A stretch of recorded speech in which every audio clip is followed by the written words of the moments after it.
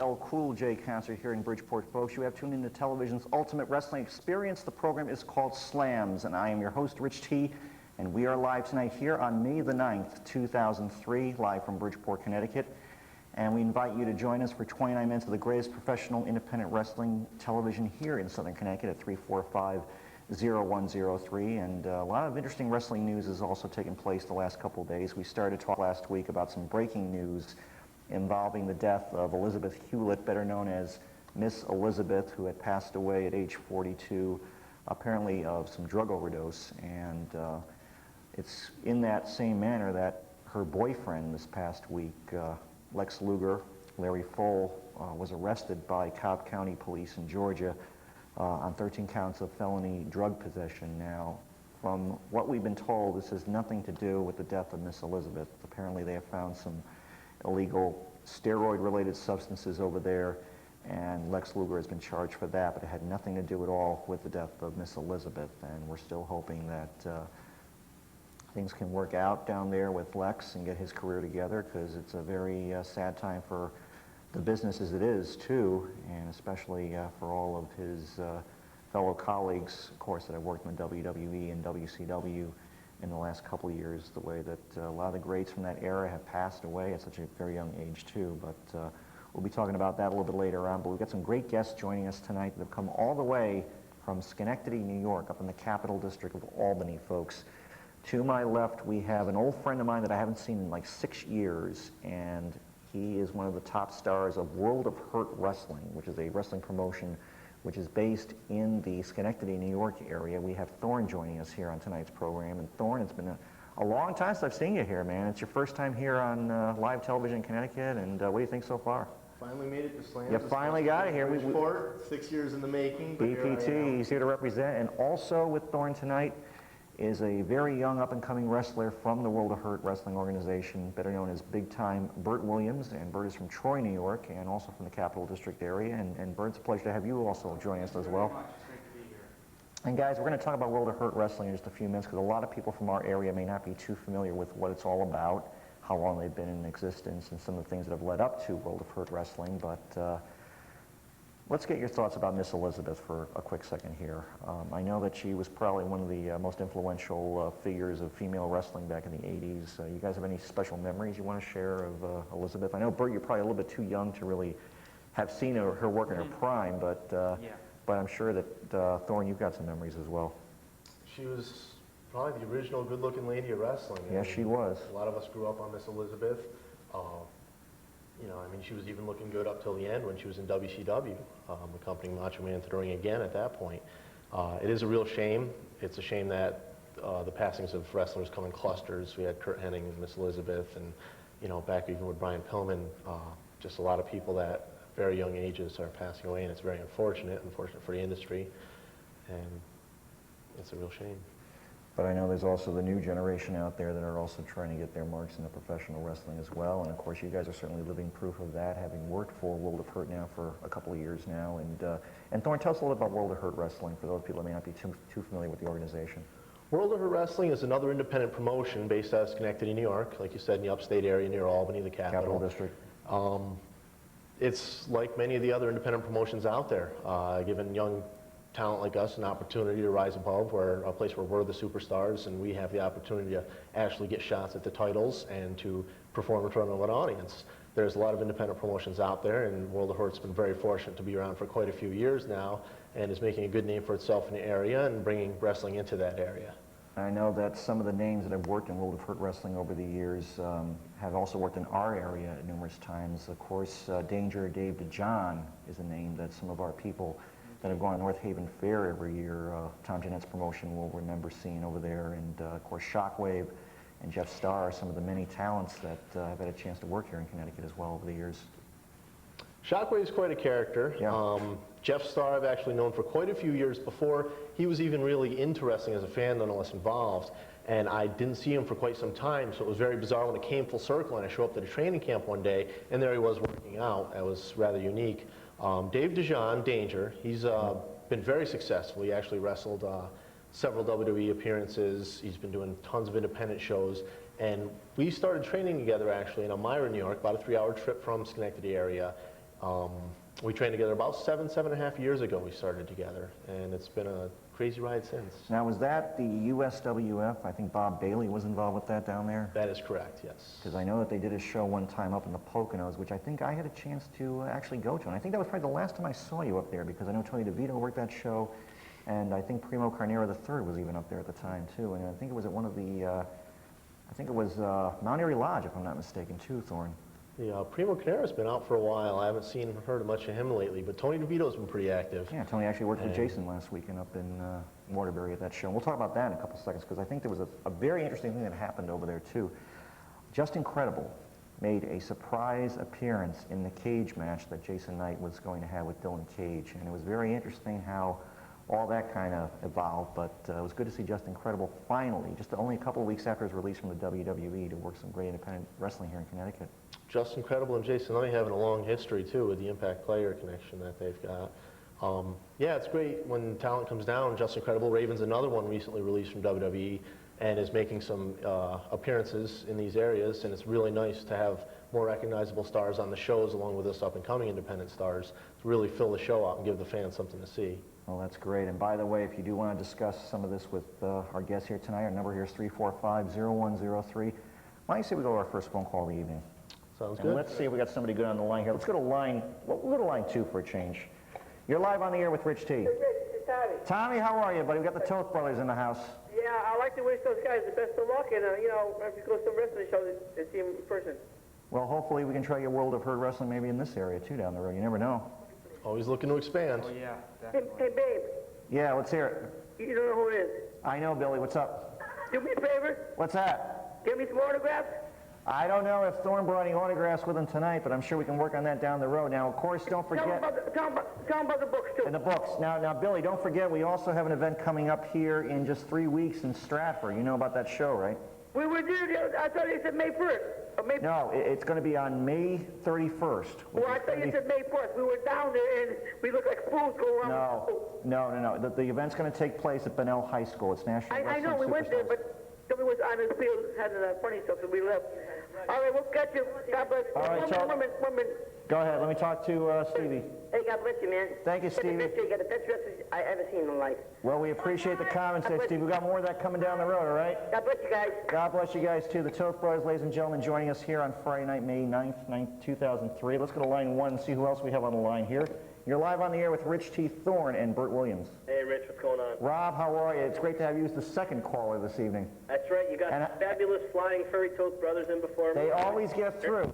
Now, Rob, let me just mention, too, that Rob, of course, since the last time that we talked to you, you have tied the knot, and how is marriage doing? Marriage is fine, thanks very much. It's, cohabitation equals marriage equals it's all right. Well, that's good to hear. And now, I know, Rob, you've probably heard of World of Hurt Wrestling, correct? Sure.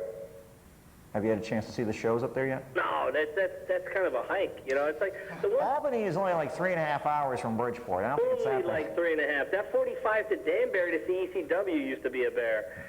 When you got two arthritic knees, even at my young age, it's a pain in the rear end to sit in the car that long, Yeah, I'm sure it is. But now the thing is also is that Thornn and I do go back a couple of years. In fact, the first time I ever met him was in Massachusetts. And just a couple minutes from right now, we're going to show you a clip of a show that I had a chance to film back in June of 1997. We went up to a catering hall in Somerville, Massachusetts. Thornn was back in high school?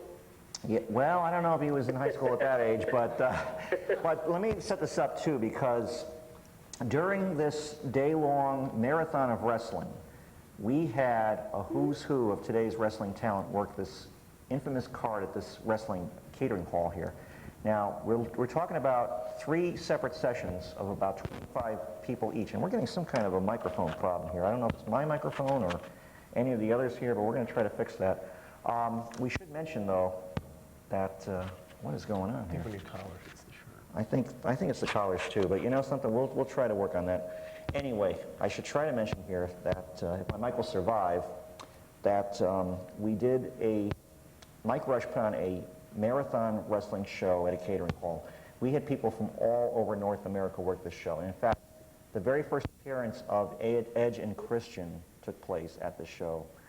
and they were back in those days known as Christian Cage and Sexton Hardcastle. We had Just Joe, Joey Legend, who worked that show. He's got a new name now down in Mexico, too, or Puerto Rico, actually. He's working down for Carlos Colon down in Puerto Rico. He's doing a great job down there. Yeah, that's what I heard. I heard he's working some main events now. And also, we had people like Gino Caruso, our friend from East Coast Professional Wrestling. We had Rick Martel. We had Don Callis, better known as Jackal from the WWF at the time. Iris the Virus. We had Rick Fuller. We had Scott Taylor. We had a who's who working this marathon show. And we also had the unpredictable Jimmy Dio. And I understand, Thornn, that you and Jimmy go back a couple years. Can you tell us about how you guys hooked up pretty much in the wrestling scene? We had a long-standing feud. It began down in Elmira with USWF promotion. I was very young, very skinny, and working things out at the time, a little flasher of a gimmick with my Hollywood stuntman gimmick at that time. And we just had a match. Jim Dio, of course, outweighing me by a few hundred pounds at that point. Not necessarily no muscle, but As he you'll did see in the outweigh me. clip. And we had a match there. He ended up beating me out, and it continued. We wrestled on Mike Rush's Who's Who show there several times, and that was another nice opportunity to work with some older guys. Dan Severn was on that show, Johnny Smith, and learn some things from them. Pick up what we could from them, and then put our hearts into it, what we could. That wasn't even the end of the feud. They're wrestling 3 times in 3 different hardcore style matches that night. But we later had a match with Dana Carpenter as our referee, Right. who was a famous midget from the Northeast area, and he actually, I had worked something out with him where he turned to help me out in the matchup. I ended up tying up Jim Dio in the ropes, and Dana went on to beat the heck out of him, which was quite the sight, a rather small dwarven fellow beating the heck out of 300-pound Jimmy Dio. But it won the crowd over, and it ended up getting me a little bit of a neck ahead in the feud that we were culminating towards. Well, you know what, Rob? We're going to keep you on hold for 1 second because I want to show a little bit of this clip. So, Gus, if that's right in the control room, let's take you back to June of 1997. Actually, we're going to take it back to March of 1998 when Jimmy Dio was on Slam showing this clip. So let's go to this right now and show you a little bit of what happened that day up in Massachusetts. Roll the clip, Gus. Hit play. It's not that too, okay? But the bottom line is, Yes. okay, that was, okay, six matches 6 times. in 1 day.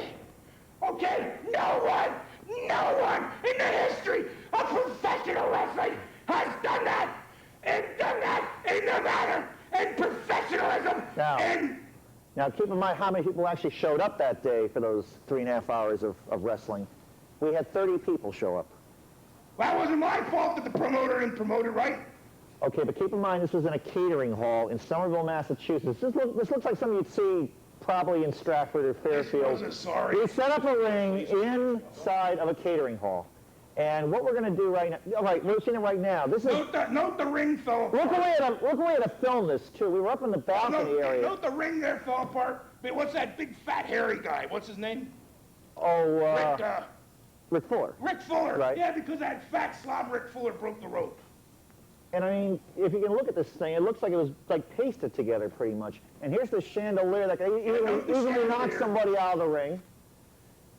And we're looking right now at... We're looking right now at the chandelier, Rich. Right, we'll look at the chandelier, and we're looking at the ring announcer here. And look at the leverance on that thing. You know, can you believe that they actually wrestled for 3.5 hours in this?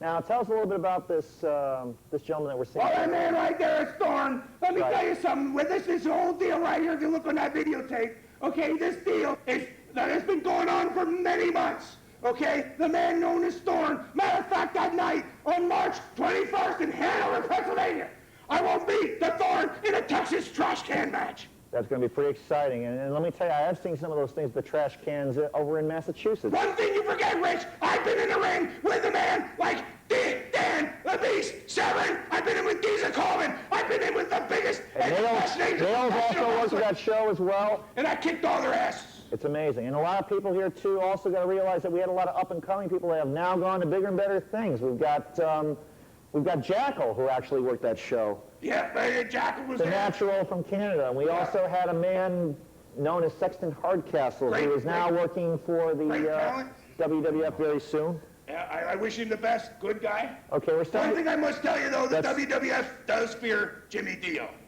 I've heard they do. Yep. I don't know why, but I'll tell you what, they got more tapes down there than ABC News does. I bet you they're watching this show tonight. I wouldn't be surprised, because I know there are some people. Let me tell you, that challenge I just gave a little earlier goes out to the WWF, it goes out to the WCW, which means we can't wrestle, so that'll be like a walk through the park. Well, and that goes out to the ECW, that goes out to what's the local place here? The guys that, what's the name of the place? UWA. Yeah, that goes out to the UWA too. That goes out to Tony Rumble. That goes out to Killer Kowalski. That goes out to Larry Sharp. That goes out to Joey. Okay. That's a little tiny bit of Jimmy Dio when he appeared on Slamz here on March of 1998. March 6, 1998, that was. And that was a little sample of what Thornn had to go through during the marathon session over at the catering hall in Somerville, Massachusetts for Mr. Mike Rush. That must have been one hell of a day for you, man. It was a long day. And to deal with Jimmy Dio, too, 3 times in one show. Well, I used to all the fellow, I'm Jimmy Dio, my brain's about to explode, and the only people that fear me is the little people working at the local donut shop. Oh, you beat me. I was going to say the only people that feared Jimmy Dio is the Wendy's 99-cent value meal. There you go. So, Rob, any news this week you want to bring to the table about some of the stuff been going on? We talked about Lex. We talked about Miss Elizabeth. Well, did you guys come across what happened actually? What the actual report was that came by? The coroner's report for Miss Elizabeth? The 911 report said that she had been drinking vodka straight and had painkillers, and what ended up happening was that when she went to go eat dinner that night, she had choked, and Lex couldn't Heimlich maneuver / CPR her back, and that's how she ended up passing. It actually wasn't really technically an overdose, is that supposedly she was so bombed off her gourd that she ended up choking on dinner, is what ended up happening. Pretty interesting stuff there, Rob. You know, this is what happens when you have to wind up doing drugs and everything. You got to be but the one thing is like the one thing I couldn't understand about the whole thing that didn't make sense to me is that she was never on-air bumping talent. She was fluff. She was window dressing. You know, it wasn't like she was, somebody like Kurt Angle who was undergoing surgery for a reason. You know, right? She was taking painkillers for a back injury. Yeah. Probably from having Flexi Lexi with her that long, you know. maybe it just rubbed on her, I guess, too, Rob. It's a difficult lifestyle, but it's a shame nonetheless, Yeah. But that report on Lex was a little bit ridiculous. They found 1,700 pills in his apartment the other day, so. Yeah, I mean, it just goes to show you the stuff that he was using to enhance his body too, which I know are outlawed in Georgia. They were saying, though, that he was really, he was on the more overweight side when he did the last WWA tour to Australia. And supposedly, because Sting is supposedly already signed with Vince, and he's supposedly going to be brought in with June, but they wanted to stagger it away from Goldberg so that it didn't take any heat away from Goldberg or suck any heat away from Sting. So supposedly, Sting had been talking up Luger and a couple other guys, and Luger was supposedly training to come back. And I guess he was also maybe not saying his prayers, but obviously he was taking his vitamins. Yeah, well, we're still going to be seeing Sting very soon, too, in the WWE. Yeah, he's supposedly in for June. That's great. So the sooner the better. That's great. But June's the first hard split pay-per-view. It's going to be all Raw on June, so there's going to be no SmackDown guys on the June pay-per-view. The May one is the last mixed one until the next big one. Because of course now with the TNN changing over to Spike TV, that's going to also affect a lot of the television as well. Well, hopefully what they'll end up doing is Vince is going to he's still trying to get the rights to the ECW name, and if he does, he's going to see the Velocity or Confidential and hopefully turn it into a 1-hour ECW program with a separate roster altogether, which would be more than phenomenal. Well, I think that's going to have some potential out there. Maybe we'll ask our guests about that. What do you guys think about this whole idea of an ECW hour? Or like a relaunched ECW hour? ECW was innovative for its time, and I respected the product a lot for what it did as far as pushing the envelope on the industry, the same effect that Nitro had on Raw when it came along, and it forced everybody to kind of raise the bar, which made it more entertaining for fans. Yeah. But as long as WWE does it under control, it could just become nonsense, and I can't see it being the old ECW product that it was, so unless they can find some way to push the limits, it really is an ECW. It's just a product with the ECW name. I agree now, with Bert, we haven't had a chance to talk to you yet about this, unfortunately, because this is the way that the show's been going so far with the time, but let's get you in a word in wise, too, about your thoughts on the ECW returning. Well, as Pete said, Thornn said, ECW was innovative for its time, but really, I just see it turning to garbage if WWE does that I think it'll be like hardcore title type matches and just like 24/7 stuff. And I really wouldn't respect that at all. You guys watch the WWE product, right? Both you guys. Yes. You don't You think? become a wrestler. if you're not What do wrestling. you think that they took Paul Lee off of booking SmackDown? The quality's gone down quite drastically, don't you think? Have you noticed that? Oh, definitely. I mean, there's Yeah. not as much emphasis on the faster, quicker guys, and they're back to like pushing Big Show and the powerful big guys that Vince loves to push, and it just makes me want to, throw up in my mouth, basically. His words, not mine. WWE has been trying to go back to an older school style, which I don't want to see it go back to a big man sport because neither Bert or I are huge, and we don't want more incidences like Lex Luger with people with house full of steroids. But I believe that the product, everything's cyclical. Everything from fashion to wrestling, everything cycles through, and it'll go to this. Maybe it'll go back to hardcore again one day. But hopefully we can just find a happy medium with a little bit of everything that makes it just right. But I'm personally a fan of a wrestling product no matter what it is. But I'd like to see more pure technical wrestling, and I like to see the focus on people like Benoit and stuff like that. Well, I think that's what Paul Lee was doing when he was booking SmackDown. Is he was of course giving Vince his leeway with pushing guys that were the big guys a little bit here and there. I mean, he even gave A-Train his name and everything, but he was making sure that Los Guerreros were given a spot on the show where they shined, Yeah. and guys like Benoit and stuff. And I've noticed since he got fired off of SmackDown that the push has been a little bit less for those guys, and it's kind of annoying to me. I like to see the talented workers show and shine, I mean, Rey Mysterio, even the poor guy got slammed by the Big Show at the pay-per-view. That was disgusting, Oh, I agree. Yeah, I agree, definitely. I think the smaller guys should definitely get pushed. I'm a smaller guy, guys like Rey Mysterio, the cruiserweights. 5-year-old Dragon is coming in. It will definitely push WWE really good. It'll be nice to see Ultimo Dragon come in. I just hope he can work, at least a decent enough athletic style since his injury that he can, show up and make an impact. 'Cause Yes. supposedly they said they're either going to team him with Ray or they're going to originally push him against Ray. So either or, it should be exciting. Oh, yeah, definitely. All right, guys, I'm going to let you go. Thanks for the talk. It was always good as usual. Rob, it's always good to have you join us here at the table. Thanks so much for watching, and tune us in next week. All right, Rich, take care. Thanks so much, buddy. 345-0103. That's Rob, one of our great callers that we have here on Slamz, and he's got some good points, though, about Sure does. about the ECW possibly coming back, and we were talking earlier about the approach that the WWE might go like towards more of the old school stuff down the road again. You think it might be a good idea for them to do that? I think it's a great idea. I've been enjoying watching SmackDown actually recently, a lot more than Raw, 'cause Raw's been more of the soap opera type stuff going on. And I love the technical wrestling between Rey Mysterio with high flying. You have Chris Benoit, Eddie Guerrero, some of the finest technical wrestlers that there are on the planet, period. And then you have a couple of the big guys thrown into the mix too. I think it's been a fantastic product with a little bit of everything. It's been keeping me entertained every Thursday. I can happily sit and eat my pot pie and watch. Because you know something, I mean, it's just that I think what's happened is there's been like too much hardcore on the scene these days with a lot of like the smaller independent promotions and even like some of these so-called backyard wrestling federations. I just found out this week that one of our local wrestling federations here in the Connecticut area is officially calling it quits. A group that actually ran a show in Fairfield not too long ago, as well as up in Danbury. And as far as I know, too, they've also are selling their ring at this point, too. And I just think it's just been like too much overkill. I think people want to see a lot more of the old school stuff, and that's what we're trying to do here on this show. We're trying to go back to the past and showcase some of these old matches, just like the one we showed earlier this evening of you.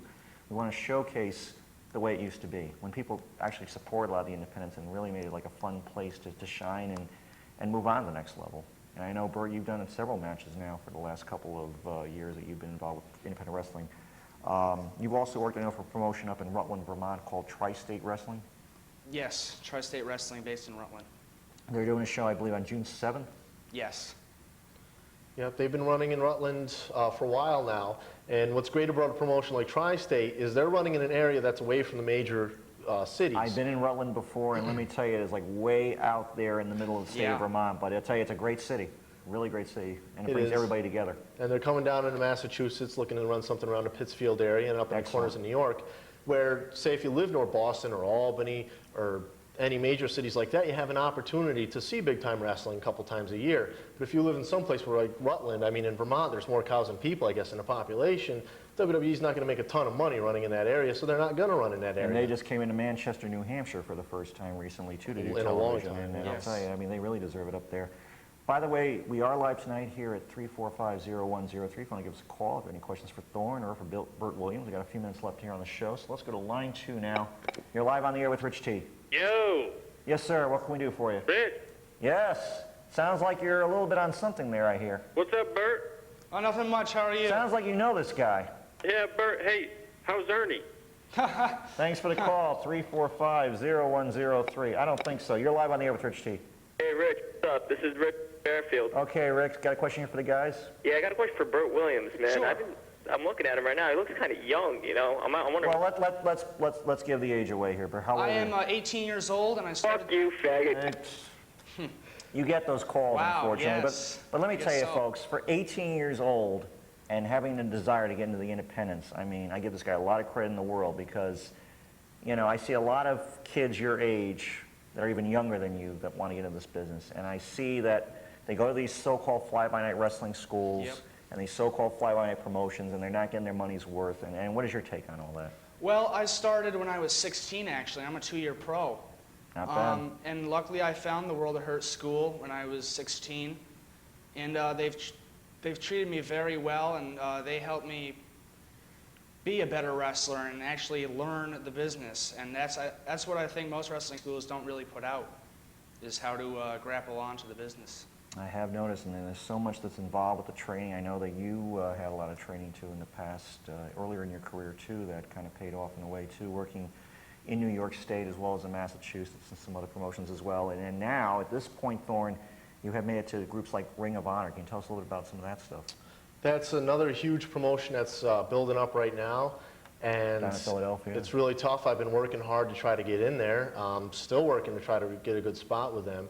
And they could potentially be the next ECW. Not so much in hardcore, because they very much focus on pure technical wrestling ability, not just hitting each other. In fact, they have very few hardcore matches. But they've got a good sampling of high-flying, technical wrestling, and just knowing holds, being able to outmaneuver and out-wrestle the other guy, and that's what it very much focuses on. Some of the management that was involved in ECW are also involved with them as well. And some of the wrestlers have had to kind of change their style to adjust. Yep. But being in there, I actually feel old. I'm only 25. I've been wrestling since I was 18, so I've been at it for a while. But most of the people there are amazing, phenomenal wrestlers. People you might see on other television shows, such as the SAT, the Amazing Red. And They're they all work shows in 18 the or area? 19 years old. Yes. And they're absolutely phenomenal wrestlers. And it's kind of making me feel a little bit aged and slow. And they say that I'm old here, pretty much. Let's go to the phones and see if somebody else shares that same thought. You're live on the air with Rich T. Hey, Rich, it's Sean from Milford. How Hi, are Sean. We haven't talked to you in God knows how long. What's going on, buddy? you? Not much, not much. Hey, I just wanted to make a couple comments. Sure. I know some of your listeners are very arrogant, but It seems that way, don't you think? yeah, I think these two gentlemen got a great potential in doing what they're doing, and just don't let the negative get in your head. You know, don't let. Well, we know that PWA is dead. Yeah. I mean, the Punisher told me the news the other day, and I couldn't believe when I heard it. Right, right. Yeah, I was online, and I don't take much, believe too much what I read online. They were talking about something with Savage supposed to be coming back before this incident with Luger and Miss Elizabeth. Is that any truth? Anybody heard anything like that? There was talk about that, but I don't think that's going to happen quite now. I think pretty much Sting is going to be the next one you're going to be seeing coming back, probably in the WWE at this point. Sting is coming back? There's I didn't talk see- he I might didn't be hear starting anything like sometime that. around June or July or Really? so. Hey, Sean, we're kind of running Hey, out of Richie. time because Yeah. we're down to the end of the show, but thanks for calling us. Give us a call next week. Guys, unfortunately, we are out of time. I wanted to talk to you a little bit more about some of the stuff that you've done, too, with Tough Enough 2. You had a chance to audition for that. We'll get a chance to discuss that next time you're here. Bert, I want to thank you also for being with Thank us you. tonight. Thank you It was very a great much. time, and we'll definitely have you guys back on the show. So until next week when we get together again, this is Rich T, your host, saying so long. We're out of here. See you next week. Take care.